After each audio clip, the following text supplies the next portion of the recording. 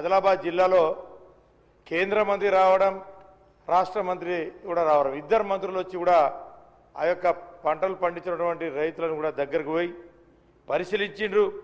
కానీ ఇప్పటికీ ఆ పంటలు కూడా కొంటలేరు. మార్కెట్లో దాదాపుగా 10,000 క్వింటల్ ఇప్పటికీ రైతులు పడిగాపులు కాస్తా ఉన్నారు అధ్యక్ష. చలిలో మంటలు పెట్టుకొని గత నెల నుంచి రైతులు మార్కెట్లో రాత్రిపూట చాలా ఇబ్బందికి గురైతా ఉన్నారు. ఖచ్చితంగా వాళ్ళు పండించినటువంటి పంటను కొనాలి. ఎందుకంటే వాళ్ళు ఎవరికి చెప్పుకోవాలి అధ్యక్ష? రోజు మేము వాళ్ళు ఎన్నుకున్నటువంటి ఎమ్మెల్యేగా మేము ఉన్నాం, మా ఇంటికి వస్తూ ఉన్నారు, మేము కలెక్టర్లకు మాట్లాడుతున్నాం, మంత్రులకు చెప్తా ఉన్నాం. కానీ పంటలు మాత్రం ఎవరు కొంటలేరు అధ్యక్ష. దాన్ని ఏదో ఒకటి తో చూపి పంటలు కొనాలి, వాళ్ళకి రైతులకు న్యాయం చేయాలి అధ్యక్ష. వాళ్ళు మనకు తిండి పెడతా ఉన్నారు. రైతులు ఏందే రాజ్యం లేదు.